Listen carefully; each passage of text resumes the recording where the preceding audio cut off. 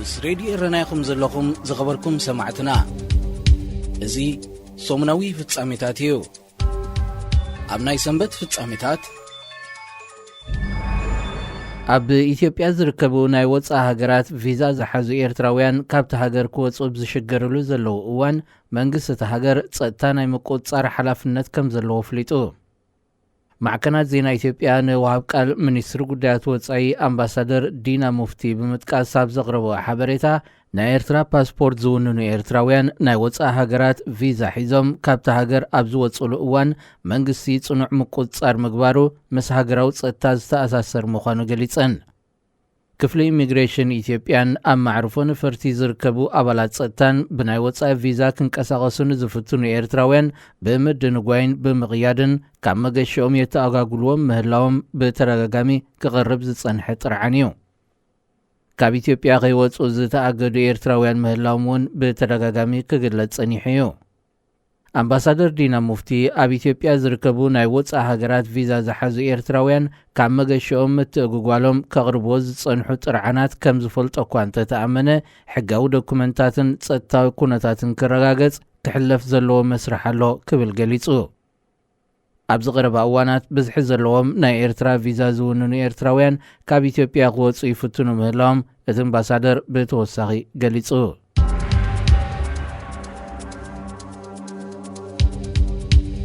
በአማይ ዝቁጸሩ ኢትዮጵያውያን ኣብ ዩክሬን ኣብ ዝካየድ ዘሎ ኩናት ኣብ ጎኒ ራሻ ንምስላፍ ክምዝገቡ ይሓቱ ከም ዘለው ሮይተርስ ካብቲ ሃገር ኣብ ዝፈነወ ዜና ገሊጹ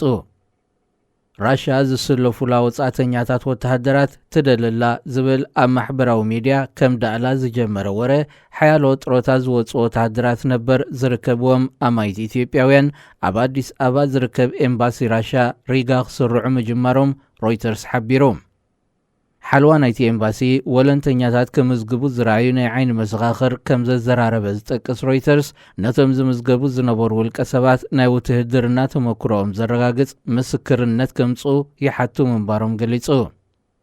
ኤምባሲ ራሻ ካብ አዲስ አበባ ዝውፅኦ መግለጺ ወጻእተኛታት ወተሃደራት ክዕስከሩ ከም ዘይመዝገበ ብምግላጽ ራሻ ንጊዜኡ ወጻእተኛታት ወተሃደራት ክትዓስብ መደብ የብላን ኢሉ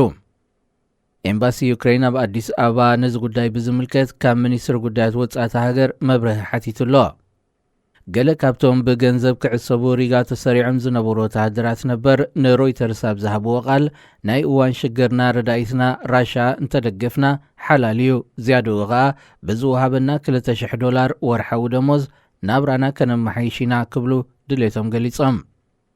ኣብ ዝሓለፈ ወርሒ መጋቢት ቭላድሚር ፑቲን 16,000 ዝኾኑ ወተሃደራት ካብ ማእከላይ ምብራቕ ተዓሲቦም ኣብ ኩናት ዩክሬን ክሳተፉ ፈቒዱ ዝብል ወረ ኣብ ማዕከናት ዜና ዓለም ተቓሊሑ እዩ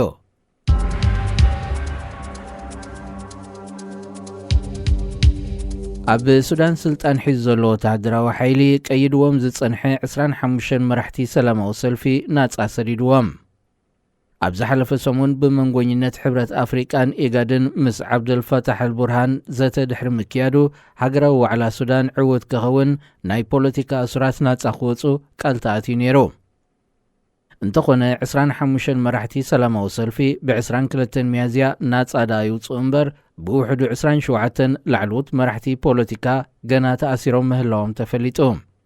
ሓይልታት ጸጥታ ሱዳን ፖለቲከኛታት ጸለውቲ ሰባትን ተጣበቕቲ መሰላትን ዝርከብዎም ሓያሎ ሰባት ከኣስሩ ጸኒሖም እዮም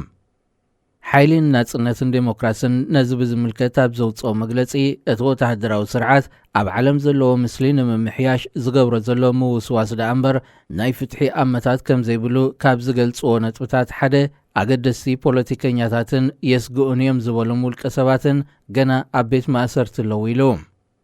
ክልተ ላዕለዎት ሓለፍቲ ካብ ሓይልን ናጽነትን ዴሞክራስን ናጻ ወፂኦም ተባሂሉ ብመንግስቲ ዝተዘርግሐ ወረውን ሓቅነት የብሉን ኢሉ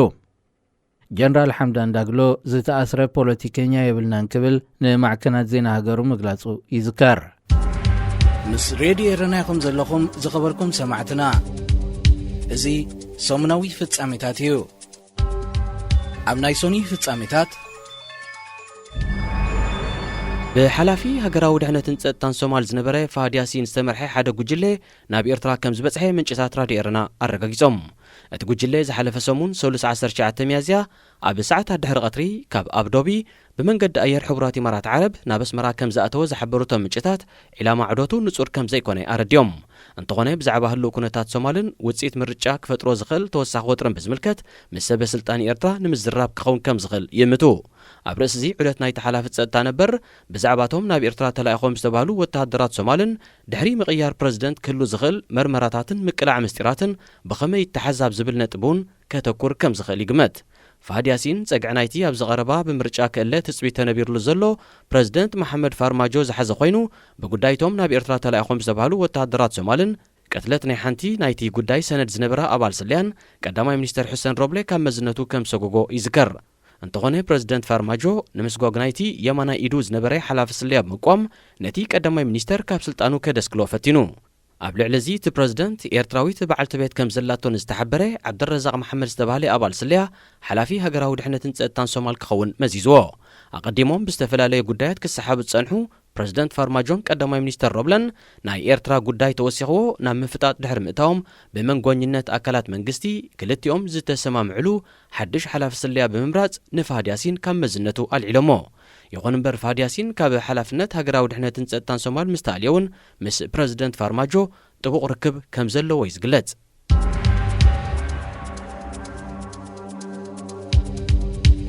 ካብ ገማግም ባሕሪ ቱኒዝያ ተበጊሶም ናብ ኢጣልያ ንምስጋር ዝሓለኑ ልዕሊ 120 ስደተኛታት ጸዓና ብውሕዱ 4 ጀላቡ ከም ዝጠሓላ ሰበ ስልጣን ተሃገር ኣፍሊጦም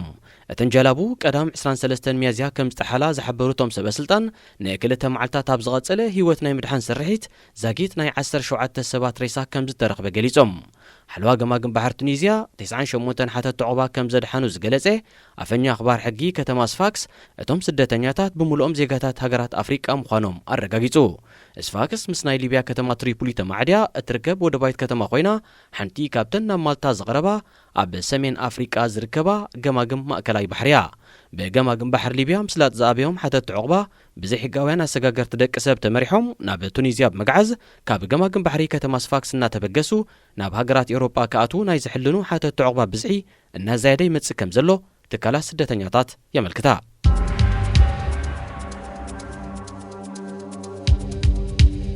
በኽሪ ወዱ ንፕረዚደንት ዩጋንዳን ላዕለዋይ ኣዛዝ ሰራዊትን ጀነራል ሙሁዚ ካይነርጉባ በቐዳም 23 ሚያዝያ መበል 48 ዓመተ ልደቱ ኣብ ጸንበለሉ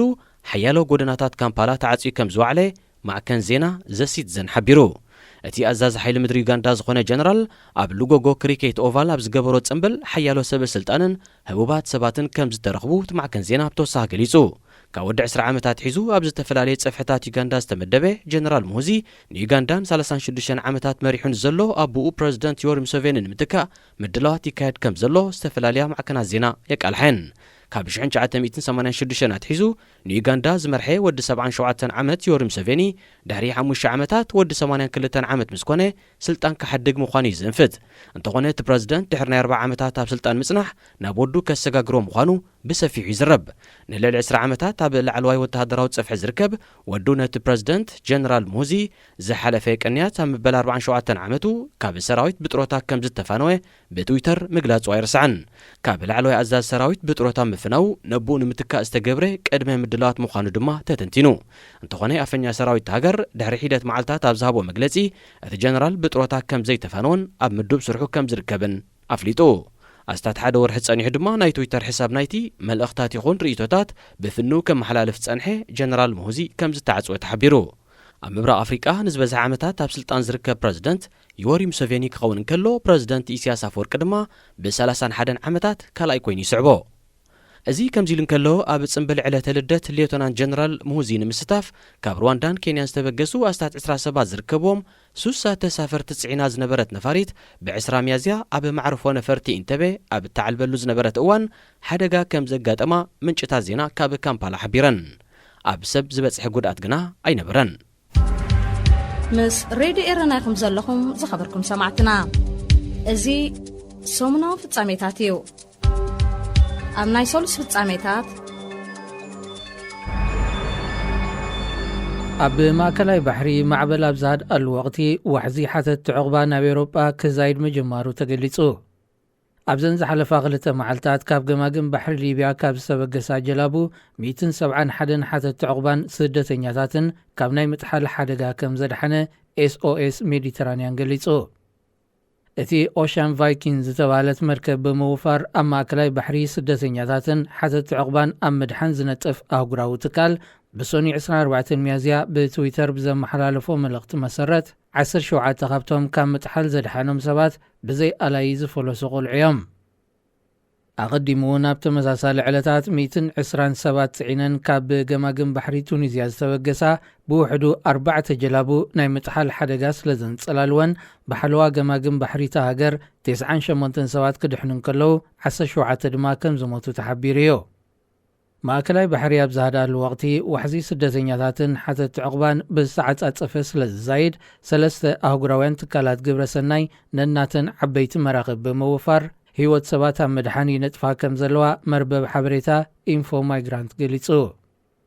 እተን ብኤስኦኤስ ሜዲተራንያን እትውነን ኦሽን ቫይኪን ብሓካይን ብዘይዶብ እትውነን ጂኦ ባረንትስን ከምኡ ድማ ብCI4 ዝተባህለ ትካል እትውነን ብሓፈሻ 3 መራኽብ ካብ ገማግም ሰሜን ኣፍሪቃ ተበጊሶም ናብ ኤሮጳ ንምስጋር ናይ ዝሕልኑ ህይወት ኣሽሓት ስደተኛታትን ሓተቲ ዕቑባን ከድሕና ተኽእሎ ኣሎ። እንተኾነ ኣብ ኤሮጳ ምስ ዋሕዚ ስደተኛታትን ሓተቲ ዕቑባን ተተሓሒዙ ዝንህር ዘሎ ፖለቲካ እዘን መራኽብ ዝጽግዓሉ ወደብ ንምርካብ ክጽገማ ምዃነን ይግመት።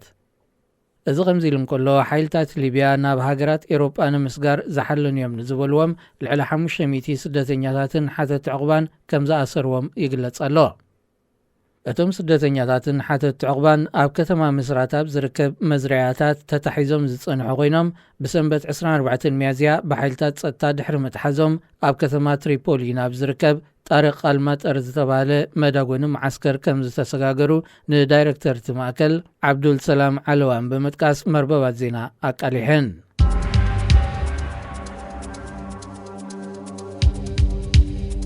ኣብ ኢትዮጵያ ክካየድ ተወጢኑ ዝነበረ ኣህጉራዊ ዋዕላ ምዕባለ ቴሌኮም ዓለም ብሰንኪ ህልው ፖለቲካዊ ኩነታት ናብ ሩዋንዳ ከም ዝተሰጋገረ ወደብቲ እቲ ዋዕላ ኣፍሊጦም።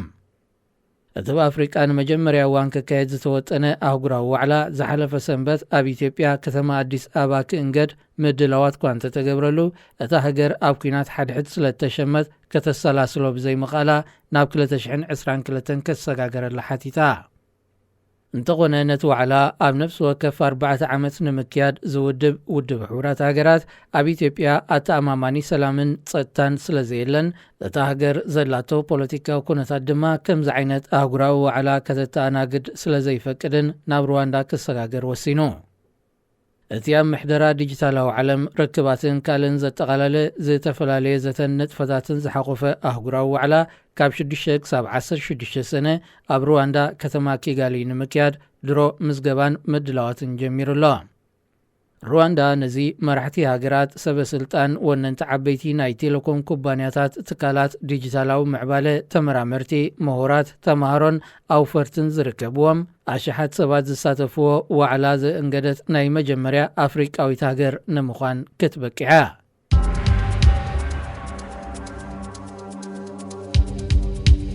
ከተማ ሰንዓ ኣብ ትሕቲ ሑቲ ድሕሪ ምውዳቓ ን6 ዓመታት ተቋሪጹ ዝጸንሐ ቀጥታዊ በረራ ካብን ናብንታ ከተማ ሰንበት 24 ሚያዝያ ክጅምር ምዃኑ ብወግዒ ተኣዊጁ ቀዳሞት ገያሾ ናብ ዮርዳኖስ ነቒሎም። እንተኾነ እቲ መገዲ ኣየር ኣብ ውዱእ ሰዓት ፍቓድ ኣይረኸብኩም ብምባል ነቲ በረራ ብምስራዝ ንሕክምናን ካልእ ህፁፅ ጉዳያትን ንዝተበገሱ ገያሾ የቕሬታ ሓቲቱ። የመን ናብ መንጎ ሑትን ናብ ስደት ዝርከብ መንግስቲ የመንን ተመቓቒላ ኣብ ዘላትሉ እዋን ኣህጉራዊ ናይ መጓዓዝያ በረራታት ናብታ ኣብ ትሕቲ ብስዑዲ ዓረብን ሕቡራት ኢማራትን ዝድገፍ መንግስቲ የመን እትርከብ ዓደን ጥራዩ ክካየድ ጸኒሑ። ፕሬዚደንት ነበር ዓብድረቦ መንሱር ሓዲ ስምምዕ ሰላም ዝሓሸ ዕድል ንምሃብ ብዝብል ዝሓለፈ ቅንያት ስልጣኑ 8 ኣባላት ንዘለውዋ ቤት ምኽሪ ሃገር ድሕሪ ምርካቡ ሑትን መንግስቲ የመንን ናብ ዘተ ክቐርቡ ከም ዝኽእሉ ክዝረብ ጸኒሑ። ምጅማር ቀጥታዊ ኣህጉራዊ በረራ ካብታ ሑቲ ዝቆጻጽራ ከተማ ሰንዓ ሓደ ካብቲ ተስፋ ዝሃበ ኣጋጣሚታት ኮይኑ የመናውያን ብሃንቀውታ ክጽበይዎ ጸኒሖም። ዘይከም ትጽቢት ግና ሕጂ እውን ከተማ ሰንዓ ኣብ ከበባ ክትቅጽል ምዃና ስለ ዝተመልከተ ምስራዝ ናይቲ ናይ በረራ መደብ ተሓቢሩ ኣሎ። ሕቱን መንግስቲ የመንን ንምስራዝ ናይቲ ኣህጉራዊ በረራ ሓድሕዶም ይወቃቐሱ ኣለዉ ምስ ሬድዮ ኤረና ኢኹም ዘለኹም ዝኸበርኩም ሰማዕትና እዚ ሰሙናዊ ፍጻሜታት እዩ ኣብ ናይ ረቡዕ ፍጻሜታት ኣገልግሎት ስደተኛታት እንተመለስን ኢትዮጵያ ወይ RSS መውፅእ ቪዛን ናይ ጉዕዞ ሰነዳትን ክወሃቦም ንዝሓተቱ ኤርትራውያን ንትማሊ 26 ሚያዝያ ናብ ቤት ጽሕፈቱ ክርከቡ ብዝገበሮ ጻውዒት መርመራ ብምክያድ ጉዳይኩም ኣጻሪና ክንሕብረኩም ኢና ብምባል ከም ዘፋንዎም ምንጭታት ራድዮ ኤረና ሓቢሮም ልዕሊ 300 ኤርትራውያን ብመሰረቲ ብ25 ሚያዝያ ምልክታ ብምልጣፍ ዝተገብረሎም ጻውዒት መሰረት ካብ ሰዓት 8 ንጎት ሒዞም ኣብቲ ቤት ጽሕፈት ሪጋ ሒዞም ክጽበዩ ድሕሪ ምውዓል ሙሉእ ስም ትውልድ ዓዲ ንኢትዮጵያ ዝኣተውሉ መንገድን ኣገባብን ክንደይ ዓመታት ከም ዝተቐመጡን ሕቶታት ቀሪብሎም እዞም ኤርትራውያን ብምትእኻብ ስድራ ቤታትን ካልእን ናይ ዝተፈላለያ ሃገራት ቪዛ ዝረኸቡ ኮይኖም መንግስቲ ኢትዮጵያ መውፅእ ቪዛን ናይ ጉዕዞ ሰነዳትን ከዳልወሎም ብ3 መጋቢት ብዘቕረቦ ጠለብ እዩ RSS ድሕሪ 3 ሰሙን ናብ ቤት ጽሕፈቱ ክርከቡ ጸዊዕዎም ኣብ ኢትዮጵያ ድሕሪ ምምጻእ ስርዓት ብልጽግና ናብ ስልጣን ኩነታት ናይቶም ኣብ ማዓስከራት ትግራይን ዓፈርን ዝነብሩ ኤርትራውያን ስደተኛታት ጥራይ ዘይኮነ ናይቶም ኣብ ኣዲስ ኣበባን ካልኦት ከተማታትን ዝነብሩ እውን ተሓላሊኹ ይዝርከብ ብፍላይቶም ብምትእኻብ ስድራ ቤታት ትምህርቲ ሕክምና ምጥያስን ካልእን ናብ ሳልሰይቲ ሃገራት ክወፁ ኣብ መስርሕ ዝርከቡ ኤርትራውያን ስደተኛታት መንግስቲ ኢትዮጵያ ብዙሕ መሰናኽላት ይገብረሎም ከም ዘሎ ይፍለጥ ናይ ካልኦት ሃገራት ቪዛ ረኺቦም ብሰንኪ መውፅእ ቪዛን ናይ ጉዕዞ ሰነዳትን ጉዳያቶም ተሓላሊኹ ንዘይተደልየ ወጻኢ ተቓሊዖም ናይ ዘለው ብዝሒ ኤርትራውያን ልዕሊ 2600 ከም ዝበጽሕ ምንጭታት ራድዮ ኤረና ይእምቱ ዋላ እውነቶም ቪዛን መውፅእ ሰነዳትን ክረኽቡ ዝኽኣሉ ኤርትራውያን ብዘይ እንቅፋት ንኽወፁ ክሳብ 120,000 ብር ጉቦ ዝኸፍሉ ኩነታት ከም ዘሎ እቶም ምንጭታት ብኣብነት ኣረድዮም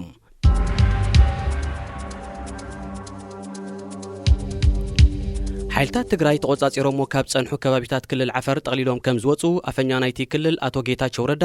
ብ25 ሚያዝያ ንሮይተርስ ኣብ ዝሃቦ ቃል ኣረጋጊጹ እቶም ሓይልታት ካብ ክልል ዓፈር ምስሓቦም ናብቲ ህጹጽ ሰብኣዊ ሓገዝ ዘድልዮ ህዝቢ ትግራይ ረድኤት ብዘይ እንቅፋት ክበጽሕ ዘለዎ ተስፋ ተኣፈኛ ገሊጹ ኮሚሽነር ፖሊስ ክልል ዓፈር ሓይልታት ትግራይ ካብታ ካብ መቐለ ኣስታት 50 ኪሎ ሜትር ርሒቓ ትርከብ ከተማ ኣባላ ከም ዝሰሓቡ እኳ እንተረጋገጸ ካብ 3 ከባቢታት ግና ከም ዘይወፁ ኣቐዲሙ ሓቢሩ እዩ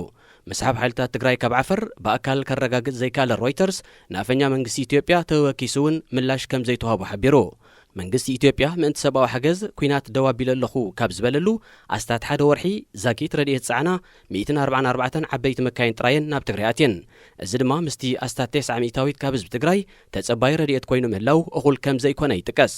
ኣብ ትግራይ ተኸሲቱ ንዘሎ ህጹጽ ሰብኣዊ ቀለውላው ንምፍታሕ መዓልታዊ ረድኤት ጻዕና ኣስታት 100 መካይን ናብቲ ክልል ከኣትዋ ከም ዘለወን ሕቡራት ሃገራት ኣተሓሳሲቡ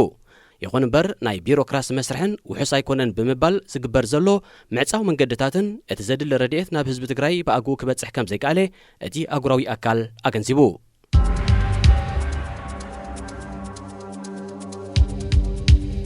ኣብ ሱዳን ዞባ ዳርፉር ኣብ ዝተጓሃረ ቀቢላዊ ግጭት ኣስታት 168 ሰባት ከም ዝተቐትሉን 100 ሰባት ድማ ከም ዝቆሰሉን ማዕከናት ዜና ሓቢረን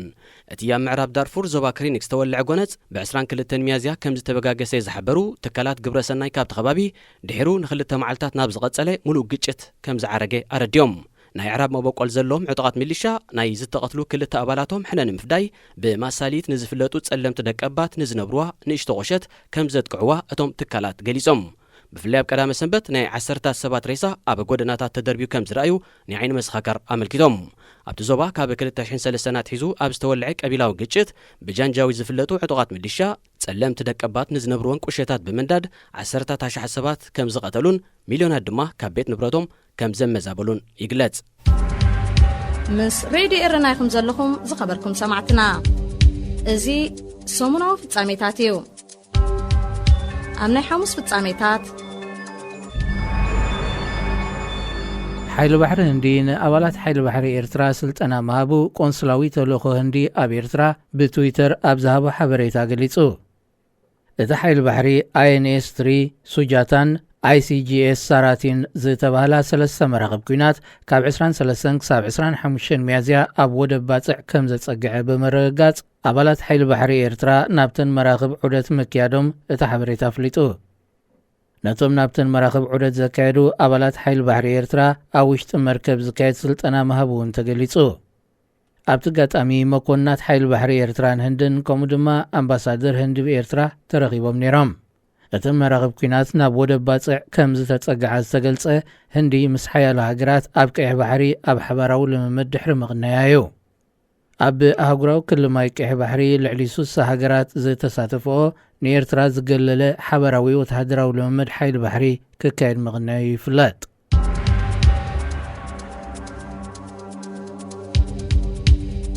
ኣብ ኢትዮጵያ ክልል ኣምሓራ ከተማ ጎንደር ኣብ መንጎ ኣመንቲ ክርስትናን ምስልምናን ብዝተጓሃረ ግጭት ኣብ ሰብን ንብረትን ጉድኣት ከም ዘውረደ መንግስቲ ናይቲ ክልል ኣብ ዘውፅኦ መግለፂ ኣፍሊጡ። እቲ ግጭት ስነ ስርዓት ቀብሪ ኢማም ሼክ ከማል ለጋስ ኣብ ዝፍጸመሉ ዝነበረ ቅድሚ ራብዕቲ ተጓሂሩ። ኣመንቲ ምስልምና ንቐብረቶም ሼክ ካብ ቀጽሪ ቤተ ክርስቲያን እምኒ ኣይትወስዱን ኢኹም ብዝብል እቲ ግጭት ከም ዝተወልዐ እቲ መግለፂ ብተወሳኺ ነጺሩ። ይኹን እምበር ኣብ ሰብን ንብረትን ብዛዕባ ወሪዱ ዝበሎ ዝርዝር ሓበሬታ ይሃበን። ዝተፈላለያ መርበባት ዜናታ ሃገር ብዝዝርግሕኦ ዘለዋ ሓበሬታ መሰረት ግና ብውሕዱ 20 ሰባት ተቐቲሎም። እዚ ከምዚ ኢሉ እንከሎ ኣብ ክልል ደቡብ ዞባ ኦሞ ኣብ ከተማ ጂንካን ከባቢያን ብዝተወልዐ ተመሳሳሊ ግጭት 12 ኣባላት ጸጥታ ዝርከብዎም ልዕሊ 900 ሰባት ከም ዝተኣስሩ ንምምሕዳርቲ ዞባ ብምጥቃስ ዘሪፖርተር ካብ ኣዲስ ኣበባ ሓቢሩ። በቲ መጀመርያ ወርሒ ሚያዝያ ከም ዝተኻየደ ዝተሓበረ ግጭት ሓንቲ መስጊድን 150 መንበሪ ኣባይትን ክቃጸል እንከሎ ልዕሊ 1500 ሰባት ድማ ካብ ቤት ንብረቶም ተመዛቢሎም። ሰራዊት መንግስቲ ኢትዮጵያ ነቲ ዞባ ናይ ምርግጋእ ወፍሪ የካይደሉ ከም ዘሎ እቲ ሓበሬታ ብተወሳኺ ገንዚቡ። በቲ ግጭት ንዝዓነወ ስታት 82 ሚልዮን ዝግመት ሃብቲ ዳግም ንምምላሱ እቲ ዞባ ምወላ ይሓትት ምህላው እውን ተፈሊጡ። ኣብ ኢትዮጵያ ብዝሓለፈ 4 ዓመታት ምስ ብሔር ክልል ሃይማኖትን ፖለቲካን ዝተተሓሓዘ ግጭታት ኣብ ዝለዓለ ጠርዙ በፂሑ ይርከብ። እዚ ግጭታትን ምስ ተፈጥራዊ ብድሆታት ክሊማን ተደማሚሩ ኢትዮጵያ ሓንቲ ካብተን ዝበዝሐ ተጸባይ ህጹጽ ናይ መግቢ ረድኤት ዝኾነ ህዝቢ ዘለወን ሃገራት ዓለም ኮይና ኣላ። ኣስታት 110 ሚልዮን ብዙሕ ህዝቢ ዘለዋ ኢትዮጵያ እቲ ልዕሊ 10 ሚታዊት ወይ ድማ ኣስታት 13 ሚልዮን ተጸባይ ህጹጽ ናይ መግቢ ረድኤት ኮይኑ ኣሎ።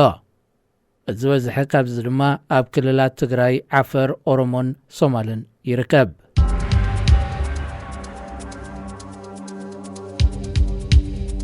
ኣብ ጅቡቲ ዓስኪሮም ዝርከቡ ሰራዊታት ፈረንሳን ኣሜሪካን ናይ ከቢድ ብረት ሓበራዊ ልምምድ ኣካይዶም።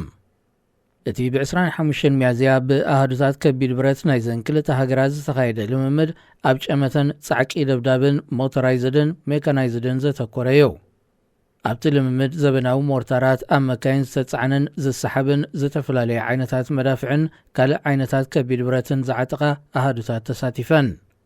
እቲ ሓበራዊ ወተሃደራዊ ልምምድ ከም መቐጸልታ ናይቲ ኣብ ጅቡቲ ዓስኪረን ዘለዋ ኣሜሪካን ፈረንሳን በብውልቀን ከካይድኦ ዝቐነያ ጽዑቕ ስልጠናታት እዩ። ኣሜሪካ ሳት 4500 ሰራዊት ኣብ ጅቡቲ ብቐዋምነት ከተዕስክር እንከላ ፈረንሳ ድማ ልዕሊ 1500 ወተሃደራት ኣዋፊራ ትርከብ። ምስ ሬድዮ ኤረና ኢኹም ዘለኹም ዝኸበርኩም ሰማዕትና እዚ ሰሙናዊ ፍጻሜታት እዩ። ኣብ ናይ ዓቢ ፍጻሜታት ኣብ ዞባ ቀርኒ ኣፍሪቃ ኣብ 40 ዓመታት እቲ ዝኸፍአ ምዃኑ ዝተነግረሉ ደርቂ ንምምካት መወልቲ 1.4 ቢልዮን ዶላር ከም ዝተመባጽዑ ቤት ጽሕፈት ሕቡራት ሃገራት ኣብ ምውሃድ ሰብኣዊ ጉዳያት ኣተንቢዩ። ኣብዚ ዞባ ኩናትን ኣብ ወቕቱ ዝጠለመ ዝናብ ዝፈጠሮ ደርቅን ንሓደጋ ጥሜት ናይ ዝተቓልዐ ብዙሕ ህዝቢ ብድምር ልዕሊ 20 ሚልዮን ምዃኑ እዩ ዝሕበር። ብፍላይ ኣብ ኢትዮጵያ፣ ሶማልን ኬንያን ኣስታት 15 ሚልዮን ህዝቢ ብሰንኪ ደርቂ ተጸባይ ህጹጽ ረድኤት ኮይኑ ከም ዘሎ እቲ ቤት ጽሕፈት ብ26 ሚያዝያ ኣብ ዘርግሑ መግለጺ ኣነጺሩ። ልዕሊ 2 ሚልዮን ካብዚኣቶም ህጻናት እዮም። እቲ መግለጺ ብተወሳኺ ብሰንኪ ደርቂ ኣስታት 1 ሚልዮን ህዝቢ ዝብላዕን ዝስተን ንኽምእርር ካብ ቤቱ ከም ዝተመዛበለን ዛጊት ልዕሊ 3 ሚልዮን ከብትን ጠለበጊዕን ከምኡውን ከም ኣእዱግን ኣግማልን ዝኣመሰሉ መጽዓኛን ከም ዝሞቱ ኣፍሊጡ። ኣብዚ ዝቐጽል ኣዋርሕ ናብቲ ብደርቂ ተጠቒዑ ዘሎ ከባቢታት ህጹጽ ናይ መግቢ ረድኤት ክበጽሕ እንተዘይክኢሉ ንሞት ዝቃልዑ ሰባትን ተወሰኽቲ ጥሪትን ክህልዉ ከም ዝኽእሉ ሕቡራት ሃገራት ኣተሓሳሲቡ። ኣሜሪካ ነዚ ኣብ ዞባ ቀርኒ ኣፍሪቃ ተኸሲቱ ዘሎ ደርቂ ንምምካት ኣስታት 200 ሚልዮን ዶላር ዝግመት ሓገዝ ኣበርኪታ ከም ዘላ ኣፈኛ ክፍሊ ጉዳያት ወጻእቲ ሃገር ኔድ ፕራይስ ንማዕከናት ዜና ኣረጋጊጹ። ሕብረት ኤውሮጳን ካልኦት መሻርክትን እውን ተመሳሳሊ ሓገዝ ከበርክቱ ትጽቢት ኣሎ።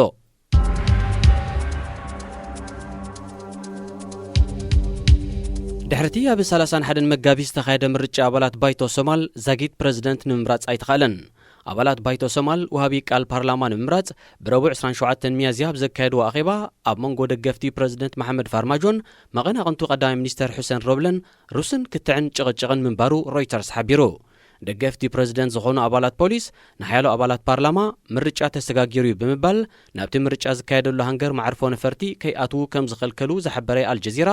ቀዳማይ ሚኒስተር ሮብለ ብወገኑ ኣባላት ፓርላማ ብዘይ ዕንቅፋት መስርሕ ምርጫ ከካይዱ ዓቃብ ሰላም ሕብረት ኣፍሪቃ ፀጥታ ቦታ ከኽብረሉ ከም ዝሓተተ ጠቒሱ። ካብ ዝምረጹ ኣስታት ሓደ ወርሒ ጥራይ ገይሮም ዘለዉ ኣባላት ፓርላማ ሶማል ኣብ ኣፍ ደገ ናይቲ ምርጫ ዝካየደሉ ሃንገር ክጨቃጨቑን ክደፋፍኡን ከም ዝረኣዩ ንናይ ዓይኒ መሰኻክር ብምጥቃስ ዝተፈላለያ ምርባዝ ዜና ሓቢረን። እቲ ፓርላማ ድሕሪ እቲ ኩሉ ምስሓብ ሓደ ካብ መራሕቲ ፖለቲካውያን ተቃምቲ ውድባት ንዝኾነ ሼክ ዓደን መሐመድ ኑር ወሃቢ ቃል ክኸውን መሪፅዎ። ሼክ ዓደን ነቲ ፀፍሒ ካብ ዝተሓፂሙ ወዳድርቱ ናይ 98 ናይ ድምፂ ብልጫ ብምርካብ እዩ ተዓዊቱ።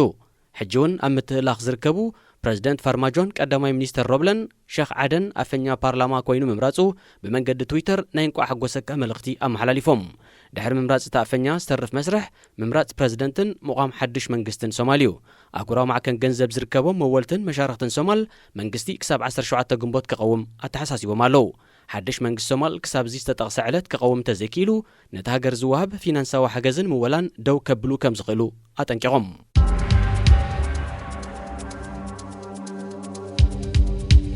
ኣብ ስዑድ ዓረብ ከተማ ጀዳ ሳሙሳን ካልእ ከም ሳንድዊች ዝኣመሰለ ምግብታትን ኣብ ክንዲ ኣብ ክሽነ ኣብ ሽቓቕ ወይ ዓይኒ ምድሪ ኮይኑ ከዳሉ ከም ፀንሐ ዝተሓበረ ቤት ምግቢ ከም ዝተዓፅወ ጋልፍ ኒውስ ሓቢሩ። እቲ ሳሙሳ ብምድላው ዝተፈልጠ ቤት ምግቢ ንዓማዊሉ ንልዕሊ 30 ዓመታት ኣብ ሽቓቕ እናሰርሐ እዩ ክቕርበሎም ፀኒሑ። ምምሕዳር ከተማ ጀዳ መንነቶም ካብ ዘይጠቐሶም ጉዱሳት ብዝረኸቦ ሓበሬታ ተኸታቲሉ ናብቲ ቤት ምግቢ ኣብ ዘምራሐሉ ሳሙሳን ካልእን ኣብ ሽቓቕ ክዳሉ ፀኒሕዎ ጥራይ ዘይኮነ ዝወደቐሉ ዕለት ብ2 ዓመታት ዘሕለፈ ስጋን ጠስምን እውን ከም ዝረኸበ ኣረጋጊጹ። ኣብ ርእሲ እዚ ሰራሕተኛታት ቤት ምግቢ ናይ ጥዕና ካርድ እውን ኣይፀንሖምን። ኣብቲ ከም ክሽነ ዘገልግል ዓይኒ ምድሪ ሓሳኹን ዝዓሰወ ነገራትን ብብዝሒ ከም ዝረኣየ ዝጠቐሰ ምምሕዳር ከተማ ጀዳ ጽሬቱ ዘይሓለወን ንጥዕና ሓደገኛን ክብል ብዝሃቦ ርእቶ እቲ ቤት ምግቢ ብኡንብኡ ክዕጾ ተወሲኑ። ሬድዮ ኤረና ናጻ ድምፂ ኤርትራውያን ዝኸበርኩም ተኸታተልትና ናይ ሰዓት ዚ ትሕዝቶና ተዛዚሙሎ ፈነውና ብመንገዲ ሳተላይትን ኢንተርነትን ን24 ሰዓታት ኣብ መስመር ኣለኩም። ነቶም ብማሕበራዊ ሚድያ ክትከታተሉና ትመርጹ ድማ ኣብ ፌስቡክን ዩቲዩብን ራድዮ ኤረና ብምባል ብጽሑና መደባትና በብዕለቱ ክትረኽብዎ ኢኹም። ኣማንኤል ግርማዬ ሰላም። ሬድዮ ኤረና ናጻ ድምፂ ኤርትራውያን